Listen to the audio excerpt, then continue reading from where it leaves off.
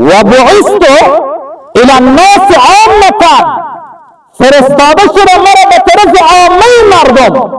یعنی اینکه پیامبر اکرم صلی الله علیه و سلم تنها از محاسن سفیدان نبوده، پیامبر اکرم صلی الله علیه و سلم تنها از علما نبوده، پیامبر اکرم صلی الله علیه و سلم تنها از حکما نبوده، بلکه پیامبر اکرم صلی الله علیه و سلم از همه ایمان بوده. از همه ایمان که بود جوانان هم شامل میشه.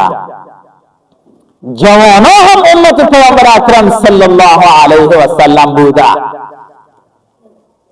و دیگر اینکه پیامبر اکرم صلی الله علیه و سلم بیان نکرد که من تنها علما را شفاعت میکنم یا محاسن سفیده را شفاعت میکنم یا حکما را شفاعت میکنم یا حاکمان را شفاعت میکنم.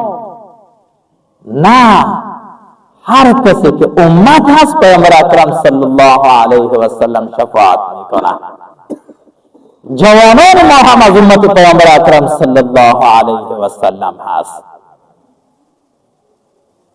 همه ایمان پیامبر اکرم صلی الله علیه و سلم مال همه است.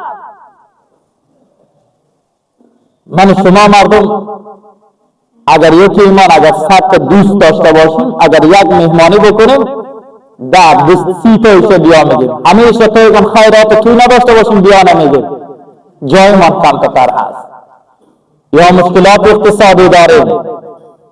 تمام دنیا هم اگر مسلمان شو پیامبر اکرم صلی الله علیه و سلم نمیگه یک دیش بیا یک دیش بانه، نه، فقط یک شرط داره، اگر به کسی صفت امت بودن باشه پیامبر اکرم صلی الله علیه و سلم را در آغوش میگیره.